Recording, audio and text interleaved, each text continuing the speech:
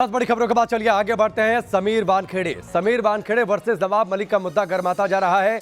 अब कल ट्विटर पर नवाब मलिक ने निकाहनामा पेश कर दिया, एक तस्वीर भी निकाह की ट्वीट कर दी। इस वक्त नवाब मलिक प्रेस कॉन्फ्रेंस भी कर रहे हैं, सीधे रुख करते हैं। दौरे को देखिए, उस समय कौन से अभिनेता अभिनेत्री मालदीव में थी, तो जो उगाही का खेल है वो खुलकर सामने आ जाएगा। जांच शुरू है। ये कहा जा रहा है कि क्रूज की जांच को भटकाने के लिए नवाब मलिक पिछले 20-22 दिन से अलग अलग तरीके से चीज़ों को सामने ला रहा है। मेरा काम है जो गलत चीज़ें हैं, अगर कोई आँख पे पट्टी बांध ले तो उसकी आँख की पट्टी खोलना ये मेरा फ़र्ज़ है। मैं और एक बात बता रहा हूँ, जो जांच के लिए लोग आए, क्रूज की पार्टी फैशन टीवी ने आयोजित किया था। बिना किसी महाराष्ट्र सरकार की जानकारी के बिना कोविड प्रोटोकॉल होने के बावजूद कोई भी क्लियरेंस महाराष्ट्र पुलिस से, महाराष्ट्र के गृह विभाग से किसी भी तरह से कुछ नहीं लिया गया। सीधे डायरेक्टर शिपिंग से परमिशन लेके इसे परमिट किया गया। उस जहाज की क्रूज पार्टी में टारगेटेड लोगों की तस्वीरें देकर उन्हें ट्रैप किया गया। लेकिन मेरी जानकारी है कि एक अंतर्राष्ट्रीय ड्रग माफिया उस पार्टी में था। उसकी एक माशूका भी है जो बंदूक के साथ थी, जो उस डांस में नाचते हुए नजर आया है। वो दाढ़ी वाला है। वो दाढ़ी वाला कौन है, सारे एनसीबी के लोग जानते हैं। कुछ मुझे लोग जानकारी दे रहे हैं कभी वो तिहाड़ जेल में भी था। कुछ लोग मुझे जानकारी दे रहे हैं कि वो राजस्थान की जेल में भी था। ये दाढ़ी वाला कौन है, एनसीबी उसकी तरफ भी ध्यान दे। अंतर्राष्ट्रीय ड्रग माफिया क्रूज पे है। रेव पार्टी बस करने के लिए रेड की जा रही है और क्रूज को छोड़ दिया गया। धड़ल्ले से रेव पार्टी में हजारों लोगों ने जो भी करना था वो किया। और हमें लगता है कि इस पूरे खेल में जो दाढ़ी वाला है उसकी मित्रता वानखेड़े साहब से भी है।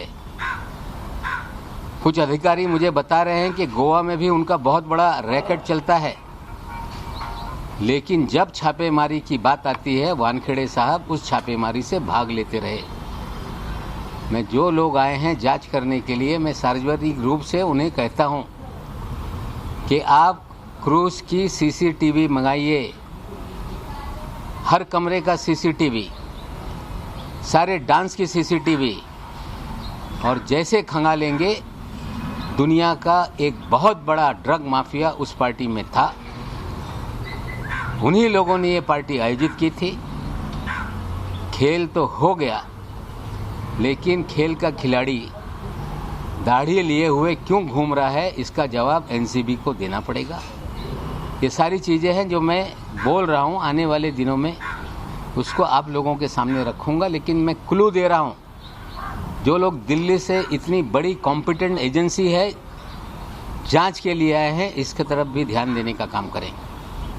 पिछले कई दिनों से जब मैं फर्जीवाड़े की बात करता रहा, मैंने एक आम सभा में भाषण कर दिया कि इनकी नौकरी 6 महीने में जाएगी और ये जेल जाएंगे। मैंने कोई पुलिसिया तंत्र का इस्तेमाल करके ये बात नहीं कही थी।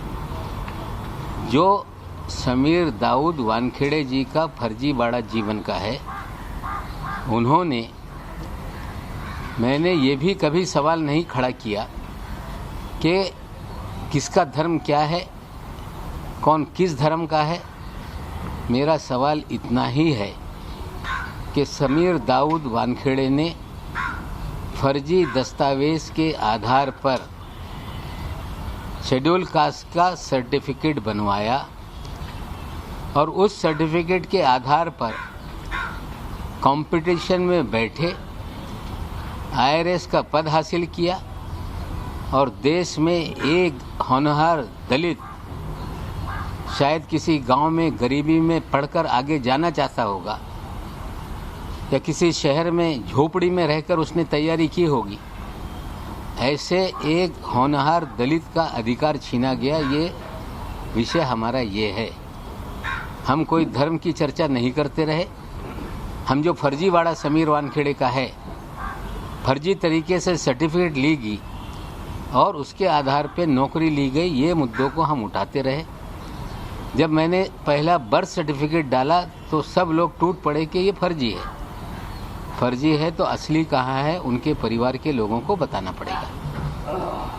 आज मैंने अपने ट्विटर पे एक बहुत सुंदर जोड़ी का एक फ़ोटो डाला है, जो 7 दिसंबर 2006 के दिन लोखंडवाला कॉम्प्लेक्स में जो शादी रचाई गई, निकाह हुआ, उस निकाह नामे को भी उसमें हमने डाला है। 2 बॉक्स उसमें ब्लैंक कर दिए गए हैं, जिसमें लड़की के पिताजी का नाम है, उनके चाचा जी का नाम है। वो ब्लैंक एड्रेस इसलिए रखा गया है कि उनको बड़े पैमाने पे धमकाया जा रहा है। उनके साथ भी बहुत कुछ चीज़ें हो रही हैं, इसलिए हमने वो 2 चीज़ें ब्लैंक रखी है। और ये भी कह देता हूँ कि कल तक जो बर्थ सर्टिफिकेट पे उंगली उठा रहे थे, वो टेम्पर्ड सर्टिफिकेट है। वो महानगर पालिका के रिकॉर्ड का हिस्सा है। ऑनलाइन सबकी बर्थ सर्टिफिकेट नज़र आती है, समीर दाऊद वानखेड़े की सर्टिफिकेट नज़र नहीं आती।